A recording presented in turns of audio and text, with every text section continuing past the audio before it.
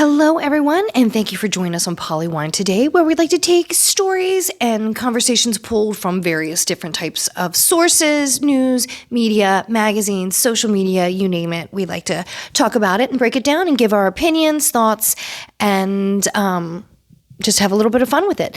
So I always like to start with a little bit of the kind of more easier topics and then kind of build our way up to a little bit more of the serious topics. So let's have a little bit of fun at first. So last week we had the Met Gala.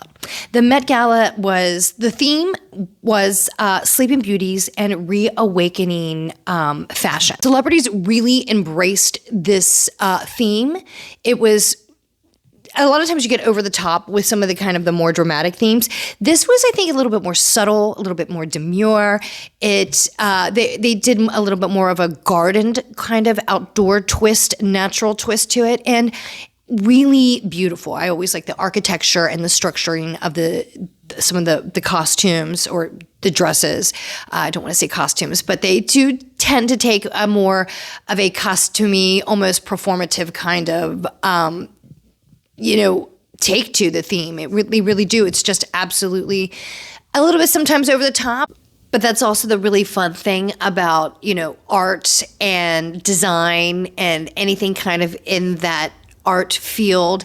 You get to really go with what you want. You can go over the top. You can be whimsical. You can do whatever you want. It's your imagination can really be boundless in the arts and design, and that's the fantastic thing about arts. And as we all know, that art is subjective, so you can have your own opinion, your thoughts, and you may like it, you may not like it, but everybody has their own opinion, and that's what's really great. But moving over to the Cannes Film Festival, there's one celebrity in particular I really wanted to talk about, and that is Naomi Campbell, the legend supermodel Naomi Campbell. I do not know if you saw her Chanel outfit that she wore. That was so stunning. Absolutely gorgeous. She wore a throwback dress that she wore at a major event in 1996, I believe it was.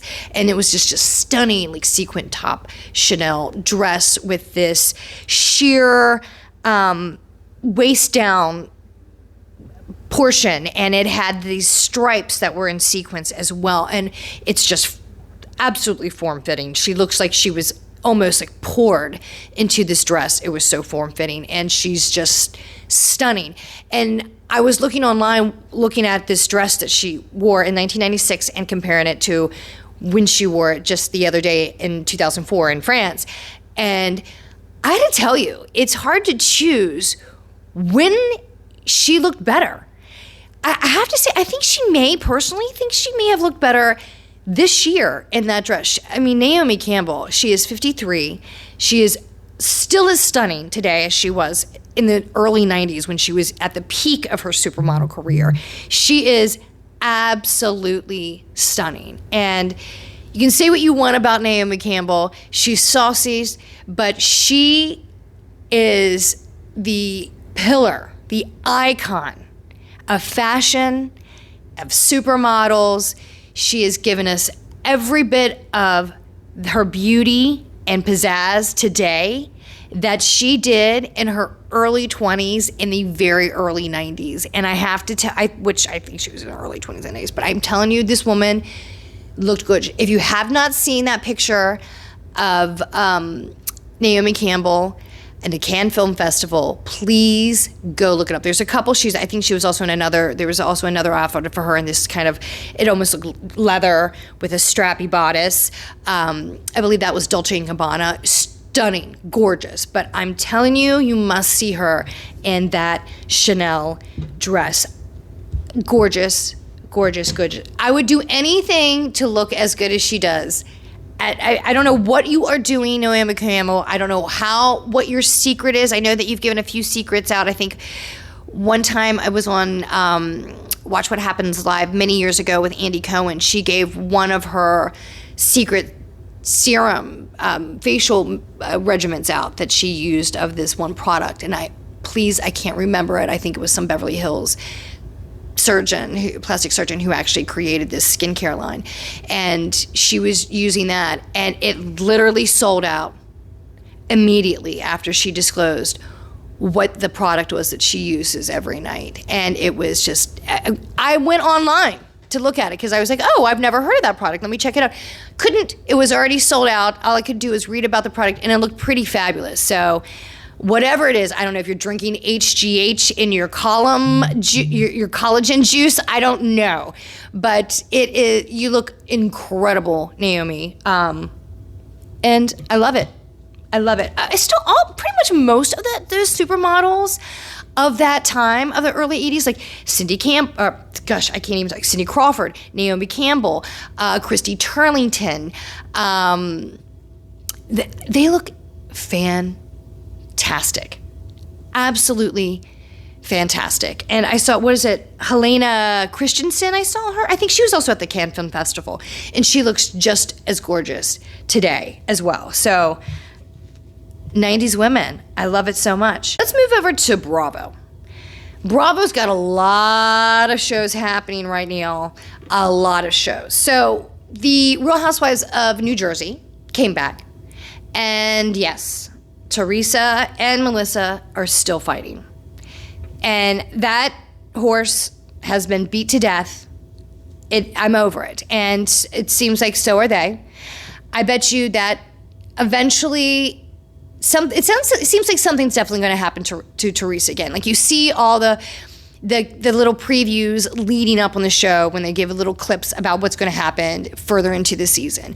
And you see that there's this one clip in particular that stands out that says, that where you see, I forget if it was Joe, one of the Joes, Joe Gorga, maybe the brother. And in that clip, I wonder if it was another Joe, somebody on the cast, they were talking about how they were reading an article, or at least there was conversation kind of floating around in the friend group that Teresa and her new husband were having financial problems, that he was taking her money, and they were now having financial issues. And poor Teresa, I mean, she's already been through that. I don't want to say poor Teresa. Poor Teresa has really kind of put herself in a lot of bad situations and made herself vulnerable by a lot of poor decisions, like one after the other. So of course you feel bad for the girl, because of course you want everybody to be happy and you want them to find love. And she's really has been through a bad thing with her first husband, Joe, and Juicy Joe, she served time in jail, and then they got a divorce, and he's in Italy because he's an idiot and never became a U.S. citizen. And once he was released from jail and he was still not a U.S. citizen, they deported him. And I mean, it's just Teresa. I mean, it's just one hot mess of it. But the girl, I'm not a Teresa fan. I have not ever been a Teresa fan since season 1. Since she did the table flipping, the prostitution whore to Danielle, all that, never have been a big fan. And I always thought that she was just absolutely playing denial and just playing, I don't want to say stupid, that's not really a fair statement, but just, I don't know, just completely being in the clouds about everything that was happening with Joe, with her first husband.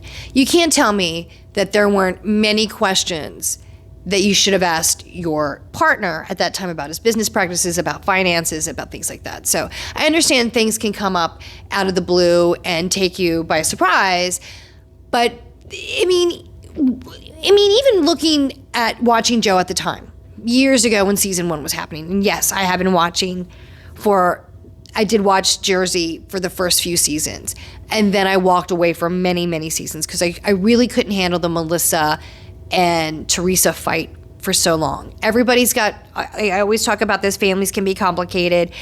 There's always a lot of conflict in certain pockets in the family, in most families, not all, but in a lot.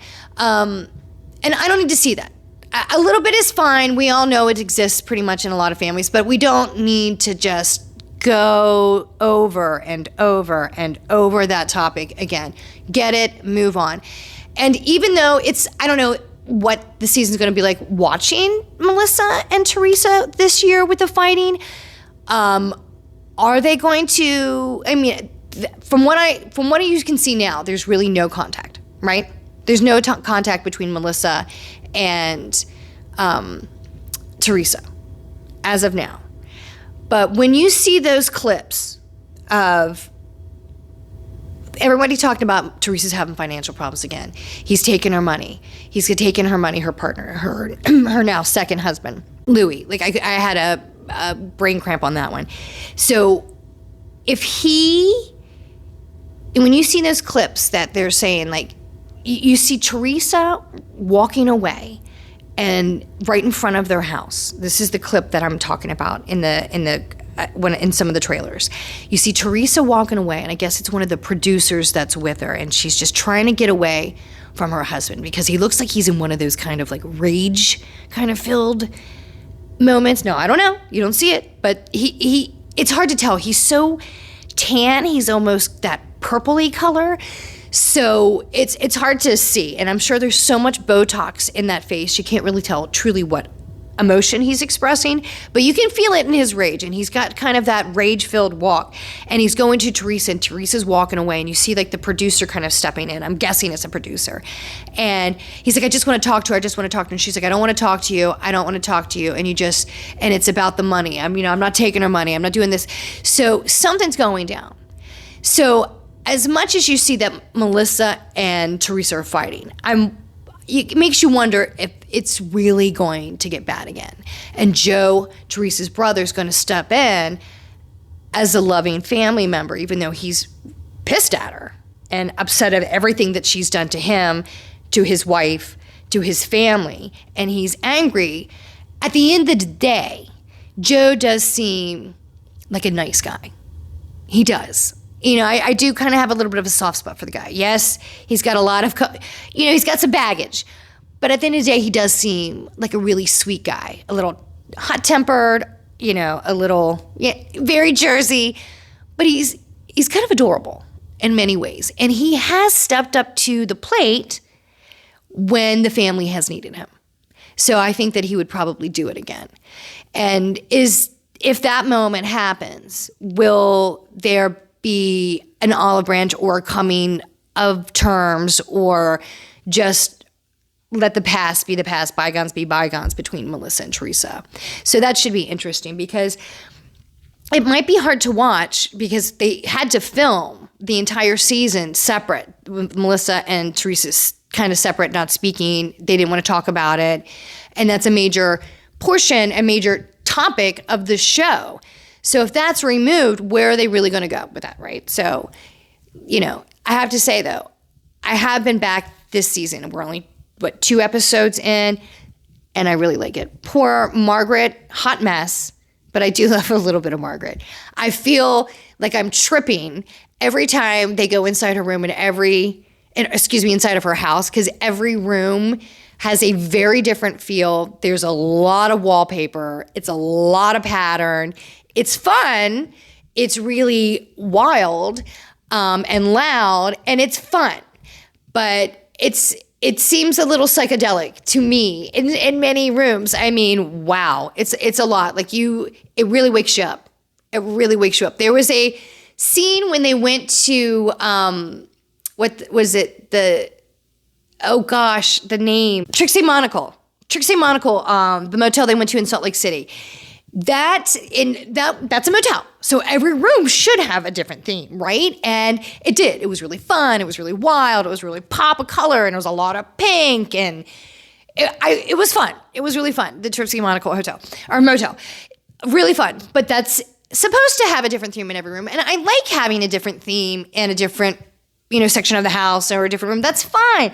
But wow, I mean, it really shifts from one end to the next end to, wow, you get a little bit of everything in Margaret's home.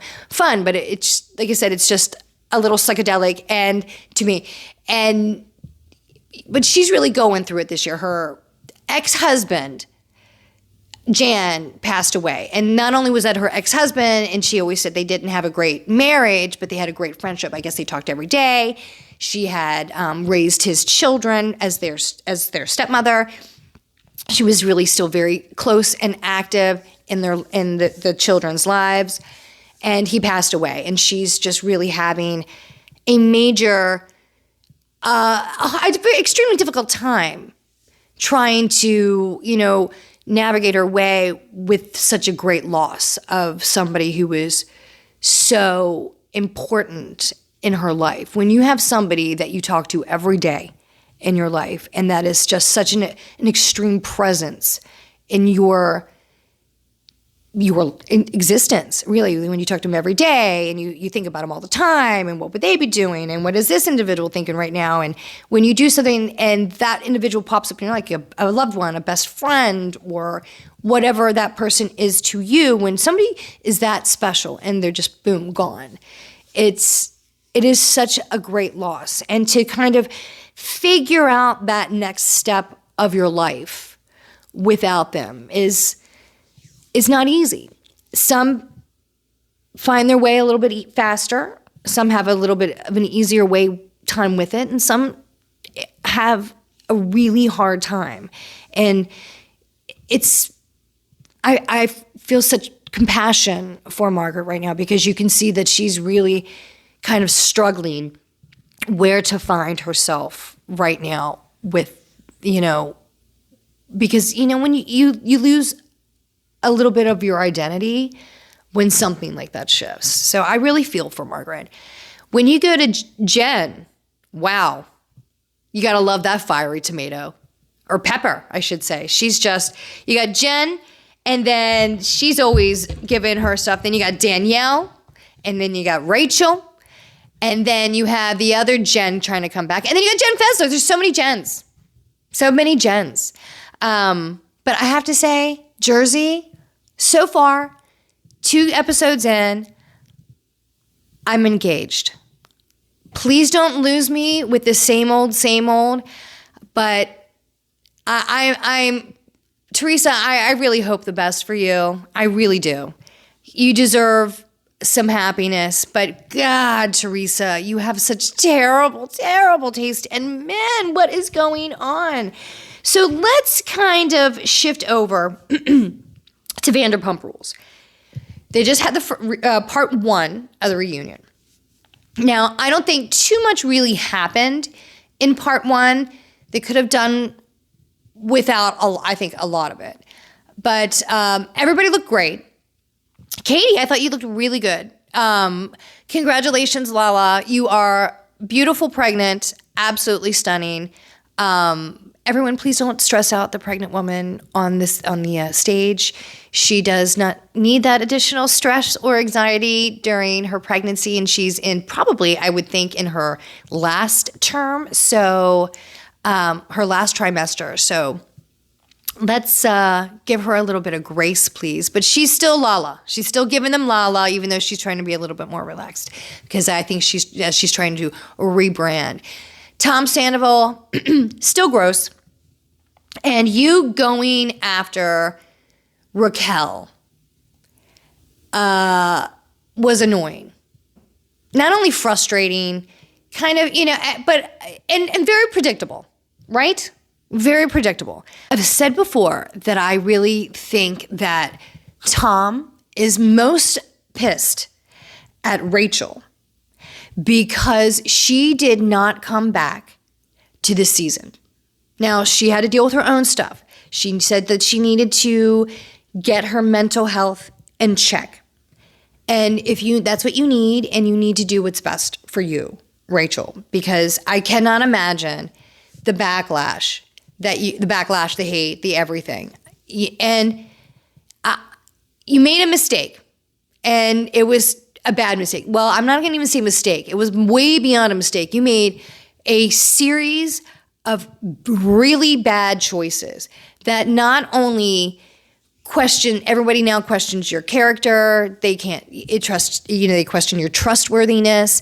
So you brought this onto yourself and into the public eye, Rachel. So, you did bring this onto yourself. Now, I'm sure you didn't expect it to be as harsh as it was. And you should have gone into hiding, honestly. And Tom Sandoval, it doesn't sound like you were that supportive in her time of need. And yes, Rachel, you needed to sever all ties with that man so you could heal. The fact that he was trying to call you and he even said this in some of his interviews, or like the little, like little side interviews that they have on the show, or like little cameos or whatever you want to call them, that, I try to get her to come on the show and we could talk about it. No. I personally feel that Tom Sandoval wanted to have her come back on the show and he could still manipulate the situation. Like you saw at the end of the season, that girl was a freaking mess. She was like, I felt like I was manipulated. I mean, my head was spinning. He told me I couldn't say anything. I was supposed to tell these stories and lies that, they weren't in an open relationship. And, what, even I'm confused by the end of it. I don't know what was, but you could see the girl was just in a really bad headspace. And for him to want her to come back on the show with such hate and anger still, because they started filming this season very shortly after the reunion. After the reunion ended, and it was very toxic and kind of emotionally volatile, they quickly jumped back into filming because they wanted to still have those feelings and emotions high at the surface. So when they were filming, they could still get a lot of that, right? Understandably so. But for Tom to call her a coward and say, I'm really disappointed that she didn't come on the show for this season because she could have explained it. And I feel that it was a very coward approach to back out of it and not to confront what she needed to. I have to say, I do think that she did take a lot last season's reunion. She did show up. She did take a lot of hits. And after that, you remember the post-production filming that interview, that they did with her, that what Bravo did with her, the production did with her. And she was saying that I was supposed to tell these stories. I was really manipulated by Tom. I thought I was in love. And she's a very vulnerable, naive girl in many ways. I mean, she's definitely manipulative and she knows what she wants and how to get what she wants. But there's something fragile about Rachel. And that was very, very evident last season, and for her to step away was the right thing to do.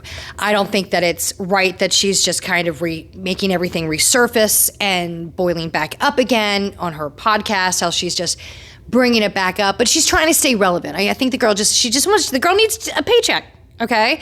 She lost everything due to that guy and her poor decisions and her actions, but the girl still needs a paycheck. She's just trying some way, somehow to get some breadcrumbs. That's what it seems like to me, that's trying to stay relevant. They're making a lot off of her and her bad decisions, so I'm guessing thinking that, hey, if they're going to make money off me, I'm going to try and make a little bit of money off them because I lost my job over it. And a comfortable lifestyle. I did find it interesting and a little funny when they even said to James, well, you're the one that brought her into the group. And he just looked over and went, sorry. I thought that was really funny. It is interesting that James, interesting. It's good to see the growth. James, good on you. It's nice to see you evolve into a better version of yourself, and it's really nice to see you grow. It's nice to see your relationship with Allie. I think she's a very good counterbalance to what you need. She's just a really good weight and anchor in your journey, and she's been very good for you. So please don't fuck it up, James. You still have that wild streak in you, and as you should, but let's hope that that wild streak is used in the right way, because it is really nice to see where you're going. I didn't know. So I find the dynamic between Katie and Lala this year to be interesting. They're both kind of, I don't take any shit attitudes. They're both strong personalities, and that's what I think everybody really likes about them. They say it as they mean it. They really kind of stand their ground. And that's what great. But a lot of times, similar personalities definitely can bump heads. It's, oil and water. Doesn't always mix. And I like that because they are very honest with each other, but it doesn't always mix. And that does make good friendships when you can be truly, truly honest and open with someone. If they're going to ask you, what do you think? And you can say really what you mean. And that friend not getting so upset with your answer. It's in a lot of times when you ask your friend, what do you think? Sometimes that response might be some criticism, a little bit of harshness. But that is what a true friend really is, right? And you need to take their opinion with sometimes maybe with a grain of salt, depending on that friend. Sometimes it's a little bit more, a harsher tone than you wish and judgment. But if that person really knows you well and they feel really strongly that maybe you're not making the best decision or something that's in the best interest for you or for yourself, they might be a little bit stronger saying, look, we've been down this road before and I don't want you to do that before. We all have that friend, but that friend, that particular friend, the one that is going to give you the harsh truth, is the friend that you go to for the most precious judgment and opinions and thoughts, right? What do you think? Because you're going to get, it's nice to have those friends that are just going to give you what you want when you want. That's nice. Yes, the yes friends, the yes man, the yes woman, whatever it is. It's good to have that friend that's going to make, yes, love it. You get it. You rock it. Whatever it may be. But you need that one friend when you're walking out the door going, you know what? I know you're feeling really good about that, but maybe you should take another look in the mirror, right? We all need that friend because you don't want to look back a couple days later when everybody's like posting your pictures going, oh my God, what was I thinking? What was I wearing? Why did I put that makeup on? Why did I wear that top? We've all been there. So we value that one friend going, pardon me. So that person is always the valuable one in the relationship, right? So I think is the good part about Katie and Lala.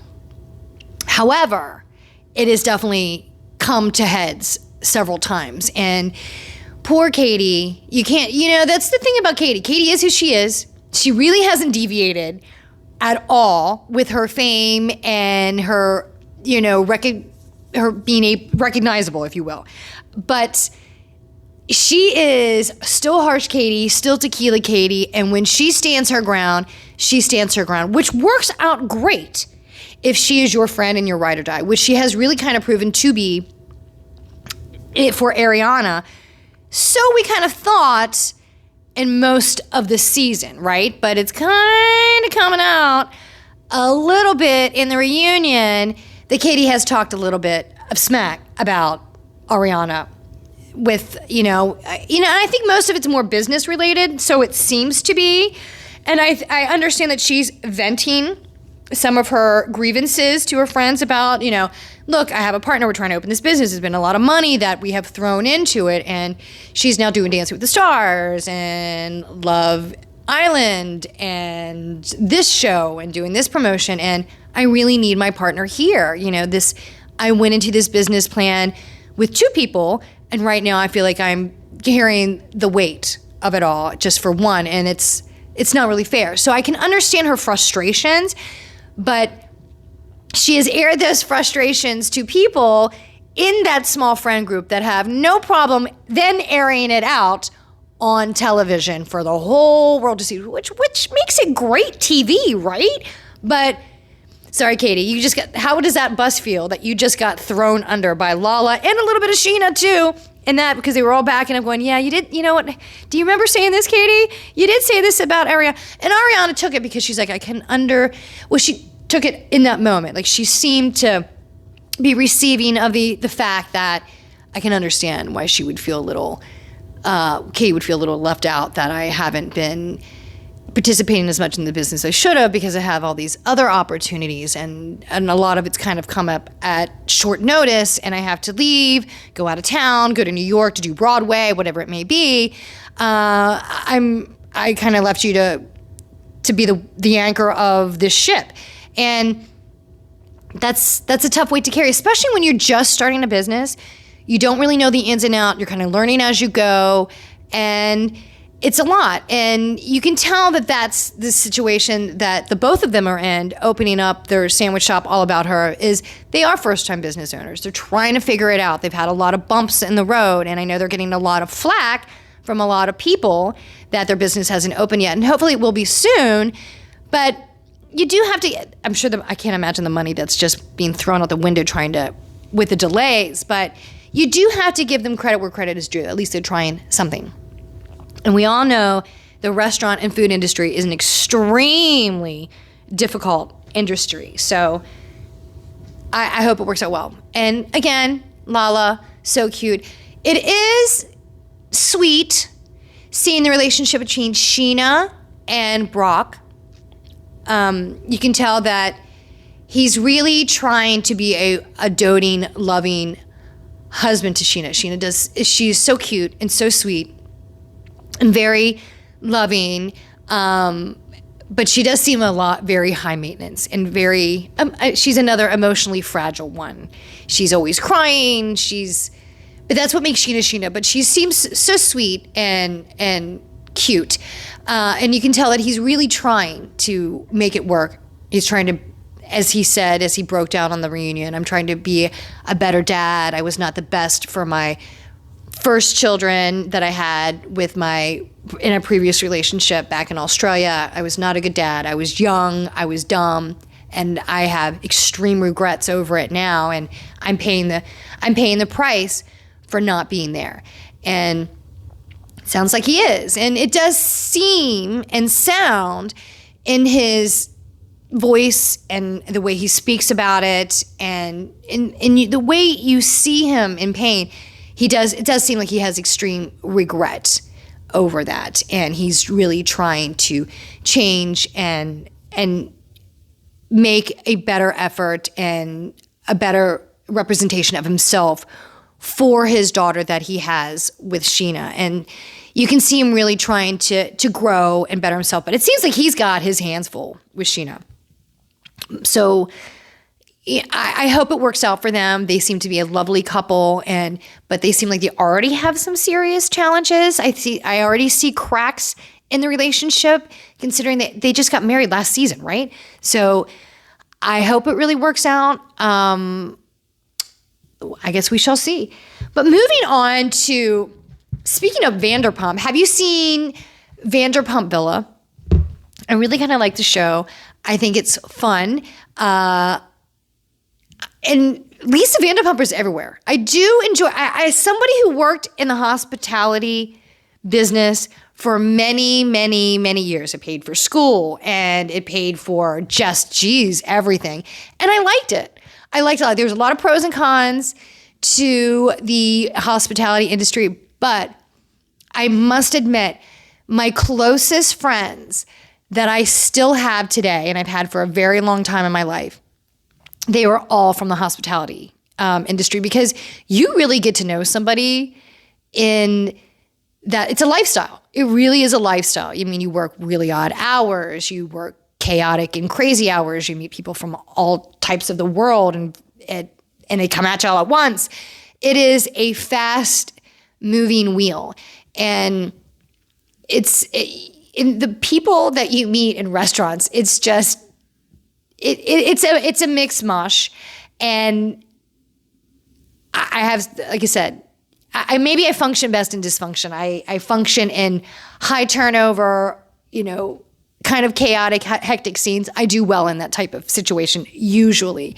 And I guess I found the people that work best with me and understand me the most, we're all in that kind of industry. And so seeing Vanderpump Villa, how they have to work together in that chaos and the conflict and the fast pace of it all, and then have to live together, to me, it really is a really good recipe. So I am enjoying it. I really am. And then throw Lisa Vanderpump just literally throwing like gasoline on the fire and fanning the flames when she sees it. And she really is an expert at it. I enjoy it. And I have to say, I don't know if anyone saw Watch What Happens with Andy Cohen, or Watch What Happens Lives with Andy Cohen the other day when Lisa Vanderpump was on the show, and she was actually on the show with Gordon Ramsay. And she's doing a show with Gordon Ramsay, a food show. So what isn't Lisa Vanderpump doing right now? She literally has her hand in so many different pots, hats, whatever you want to say. But she is just killing it. I mean, she is everywhere. She's got shows on Bravo. She's got shows on Hulu. I'm not sure where the new show is on with Gordon Ramsay. I think he does a lot of ABC shows. If that's correct. I'm not sure if it's I don't know. I don't know if it's ABC, NBC, Fox, CBS. I'm not sure which network it's on, but she's everywhere. And she must be looking back, and I'm sure she is, smiling, because she got such a great boost on. I mean, she was already her and Ken, extremely successful with their restaurant businesses before the Housewives of Beverly Hills many years ago. But to see her now, I mean, she is everywhere, and she's really expanded and branded. I mean, she's got the wine, she's got the champagne, she's got the restaurant. She has her hand in everything, and it's awesome. And it's been so enjoyable to see her ride to the top. And it must be so great for her to look back at the people that shunned her on the Beverly Hills and essentially forced her out, like Kyle Richards and Lisa Rinna. Those two really made it miserable for her. And a lot of the other people were piling up on Lisa her last season, where she was just like, I'm done, I walk away. And it's such bittersweet, way to look at everything now. And when she was on the Andy Cohen show, Watch What Happens Live the other day, he was asking her Lisa Vanderpump a series of questions. Do you regret it? And I think it was the first question was, do you regret, or maybe it was the first or second question, do you regret kicking Kyle Richards out of your house? And she said, no. And Lisa has been asked a lot in interviews I've seen on various sources, like, Page Six and TMZ, and just, she's been everywhere promoting all of her different businesses and shows. So I don't remember which particular source she was on, but they were asking her, about a lot about Kyle. Do you think that she needs to explain what her relationship is with Morgan Wade before she can return to the next season of Beverly Hills? Lisa Rinna came back and said, no, I don't think that she needs to express what's going on in her where she is in her potentially new relationship. Does she need to explain it right now? No. That's what she was saying. And so she's been very politically correct in how she's answered a lot of direct questions when it comes to Kyle and stuff like that. And I like that about Lisa, but it just has to be so great to look back and be like, hey, you were the one that thought you were so great, so perfect, the queen of the show of Beverly Hills, and you tried to force me to get, off the show. And she did. From what the stories have been told in the past, that she was definitely a major factor why Lisa exited the show, right? And of course, Lisa Rinna. But she's, now that Lisa Rinna's gone and her exit was less than harmonious, for sure. And then you have Kyle, who's going through now a divorce.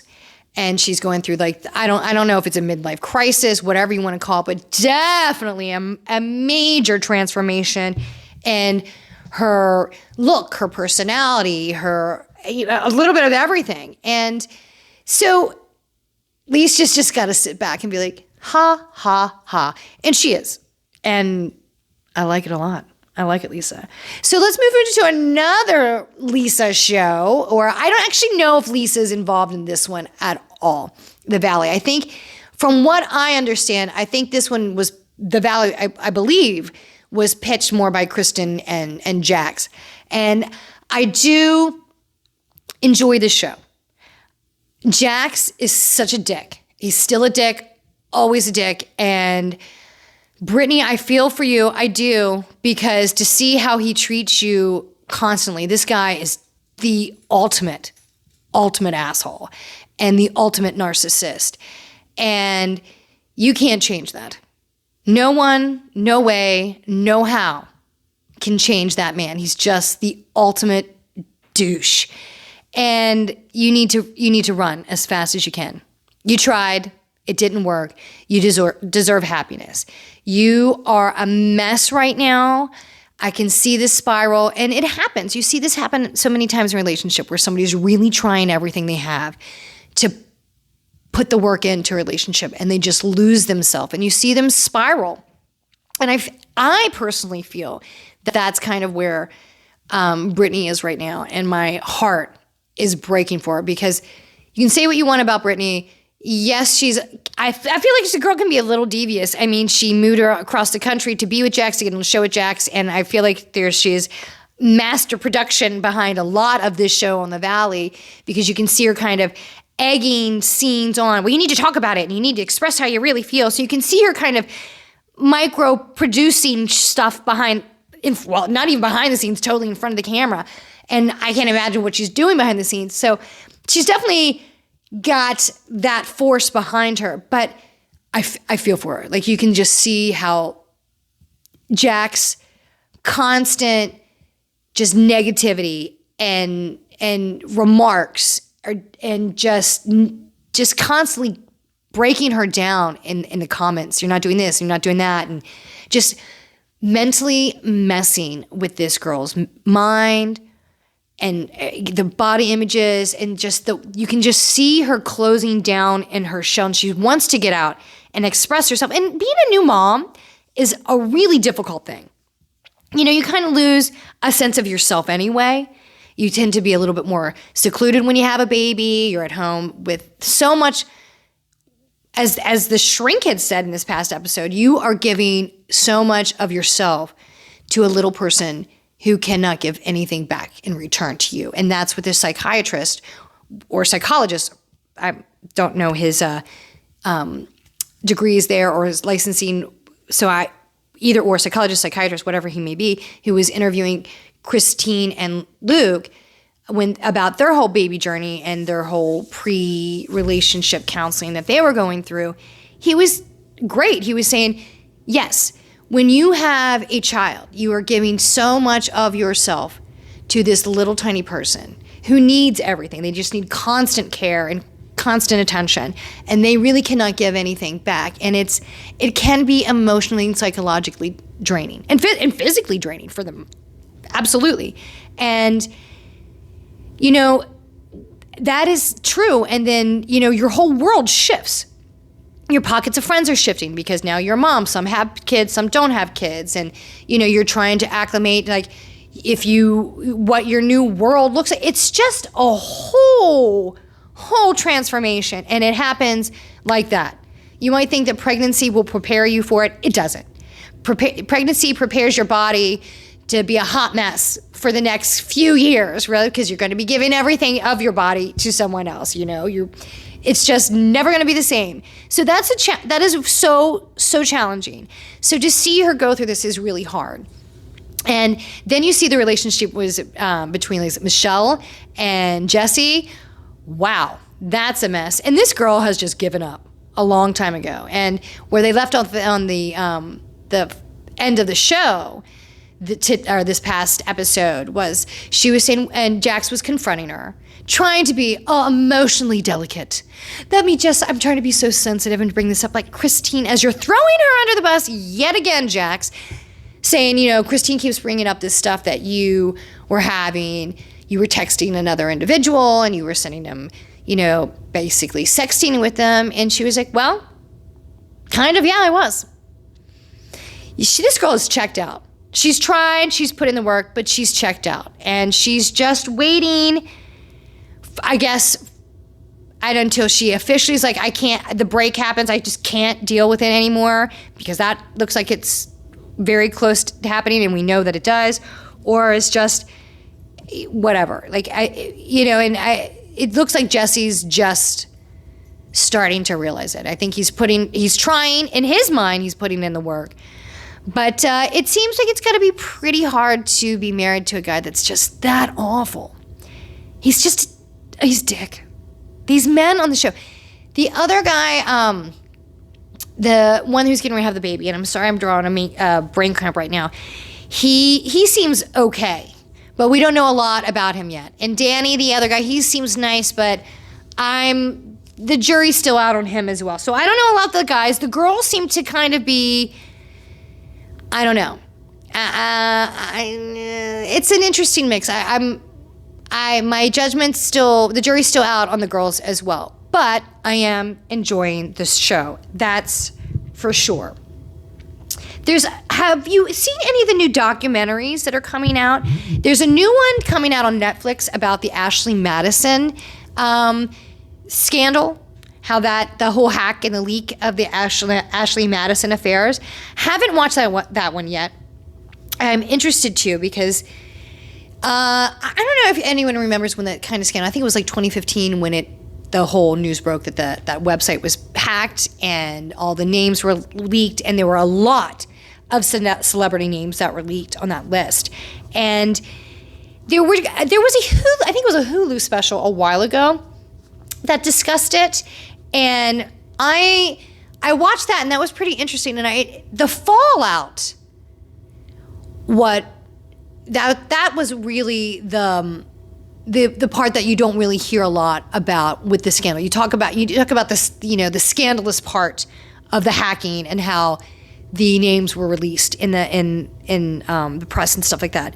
But it was a fallout because a couple people died due to it. Everything that broke out, they were humiliated. They were embarrassed, whatever the scene was. But there was quite a major fallout. Now, by the way, the company is, from what I hear, is still active and still making a lot of money. But I am definitely interested to watch that documentary. I am definitely into the documentary The Jinx on HBO Max. I watched that documentary that came out, part 1, years ago. What a creepy man Robert Durst. Now, I remember the trials when they were about the one in Texas where he killed and mutilated his neighbor. And I remember that court case because you're like, what? It's just, this man was constantly in the news there for a while with all these just crazy stories happening. And to hear all the other backstories in the relationship about his first wife missing and the best friend, and they talk about that all in the first part 1 of the documentary. But part 2 is really getting into the court case of his best friend who was murdered. And I cannot stop watching it. It is fascinating. This is a creepy little man. Scary, scary little man. But the thing that I find just fascinating is how money gets you off. This is the story of all times. Money talks and money can make you walk, right? When it comes to criminal court system. And the fact that, just the things that this man has done and the people that cover up for him because of the money and how he's gotten off so easily and has found because he has the money for good courts, for good lawyers and the loopholes in the system. And I just can't, I'm fascinated by the whole thing. I'm totally entertained, and I will keep watching it for you. Now, has anybody seen, I was watching, where was I watching? Did you watch that video, that viral video in Mexico of that bull charging that woman on that beach in Mexico? Oh my gosh, what an intense scene. Now, the woman is an absolute idiot. I'm sorry, I don't know who the woman is, but I was watching the video, and this bull comes up on the beach, wild bull, and starts getting into this woman's, her bags. I guess, I don't know if she had food, snacks, whatever it is, but he was, eating something in her bag. So this woman walks right up to the bull, wild bull, and starts grabbing her stuff. No. She's trying to shoo the bull away, like if it's a chihuahua or something. I don't know. Just starts trying to go away, and starts grabbing her belongings. And the bull got pissed because she's taking away the food. And the bull just starts charging her. Now, the video was really intense and it's hard to watch. But, oh my God, just, I can't, sometimes when you see these videos of wild animals attacking humans, you just think, what was the human thinking? Like, you're going up to a, the videos that you see out of Yellowstone, where people got too close to like a buffalo, or I don't know, or trying to get a picture close to like a mountain lion. Like, what were you thinking? You don't think they're going to attack? I mean, it's just absolute madness, ultimate stupidity. But I mean, the video was intense. So, warning to all tourists, right? Stay away from the wild animal. Have you heard the story about Rory McIlroy, who filed for divorce from his wife Erica the day before his PGA tournament in Louisville? Yeah, so he and his wife Erica have been together for 7 years. They do have a daughter together named Poppy. I think she's 3. I think that's what I read. I think that it was nice. He shut it down. Well, Rory McIlroy shut it down pretty quickly with his legal team. He said, he made the comment that in the press that he just wanted to keep it private. This divorce, this difficult time, to keep it private and keep it amicable, and basically just to move forward in the separation, to be respectful of the prenup. And they just want to move forward in parenting, in co-parenting their children together. So he shut that down pretty quickly. He will not take he will not take comments. He won't answer any questions pertaining to any rumors. And that's it. No comment. So I have to say, I really like that. Have you been watching some of the stuff that's been going on at the college campuses? They had a lot of the protest. Most of that has been clearing out and moving on. It was for a couple weeks. It was very intense on many college campuses that you had the protests, the pro-Palestinian protest, and the conflicts that were going on. It was very contentious. It was very nerve-wracking and hard to watch on the news. These are a lot of young kids that, of course, want to have their opinions expressed, but it also affected in many where they felt unsafe. So that's where it became a little unnerving. But now that that's kind of moving forward, now we are at the ceremonies, right? There's a lot of graduation ceremonies. And yes, even during a lot of the graduation ceremonies now, you still have a lot of the sentiment carrying over from the protests, where you'll see flags come out when people are walking across the stage, or you'll see flags on the graduation hats. And in whatever way they want to express it, they still are expressing their views and their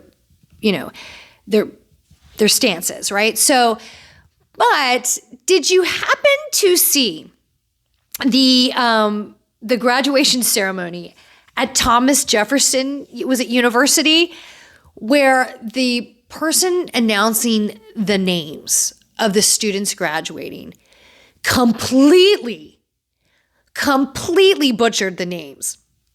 It was so unrecognizable, the names that this lady was saying to students. Now, I'm talking about pretty easy names like Jessica, Sarah, Michelle, Michael. To give an example, there was, just to see the facial expressions of the students, they're like, when their name was called out, and they're just like, what? Like, there was the one that I can think of that it was a perfect example. And the kid, or I couldn't say kid, he's an adult now, who, it was so funny. The woman says, Tamome, and then says his last name, and just absolutely mutilated the saying of his last name. And the kid gentleman looks over to her and he said, it's Thomas. And she had called him Tamome. How do you say Tamome from Thomas? Like, the kid's facial expression. Like, I think this one girl's name was like Jessica.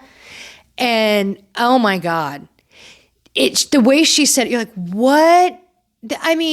I don't know. I had said to a friend, like, I don't know what this woman did to calm her nerves before getting up at the podium and saying these kids' name and giving the speech. But whatever she took, oh my God, you need to let it know, because that woman, I don't know what, she had no control over the brain to tongue connection. There was nothing there. It was so bad. So if you have a moment, Google, YouTube, the Thomas Jefferson University. I think it was a nursing students. I believe it was a nursing class. We'll listen to their graduation. It's almost comical, but you have to watch the expressions of the students. Like, what on earth? Like, is she saying my name? What is she saying? Moving over to politics. What a crazy time right now, right? So in many states, they're having the primaries, and everything's fallen into place, right? November 2024 is fast tracking, and it will be here before you know it. Both Trump and Biden have committed to doing a debate, right? So that's great. And they both have committed to doing two.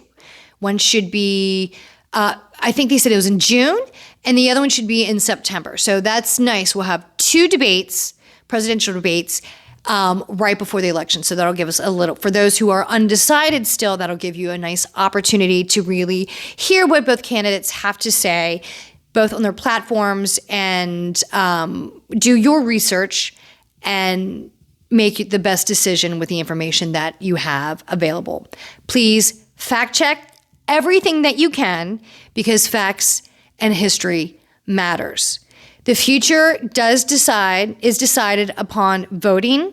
Voting is a constitutional right, and please do not forget to vote. Your choice does matter.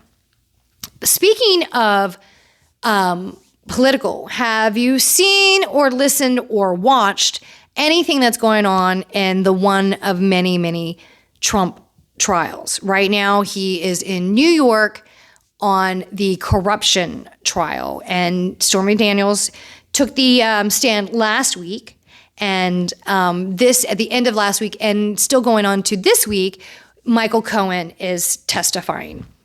So the people that are up on the stand right now it's a lot to take in on the play-by-play. This is a very long, kind of drawn out court case, and it should be. There's a lot on the table. This is a corruption case, right? This is a corruption case, not a scandal case. Yes, there's a lot of scandalous material inside this case, but the case itself is a corruption case, and that is what we need to keep in mind. Although it is quite juicy and tasty and a little bit of the tea, right? Bringing on Michael Cohen and also Stormy Daniels. Yes, it's good, but at the end of the day, it is a corruption case, and hopefully everything will be laid out. So whatever judgment is made, it will be based on the preponderance of evidence and not all this outside influence. Because hopefully Trump is now listening to the gag order, because it was very unclear and a little uncertain there for a while, because he could have been thrown into court for contempt of court for, violating, I should say, the gag order. And he still could violate it, but he's very fortunate. He's given a lot of passes by the judge. So, hopefully he will listen to, because I don't know if he will get any more. So that court case is still going on. Michael Cohen is still on the stand today. So we shall see where that go and who will be up for next. And we shall see how the next few months play out. So everyone, thank you so much for joining me on Today with Polly Wine. We're catching up on some of the latest gossip, celebrities, news, and just all the good stuff. I'll talk to you soon. Take care. Bye.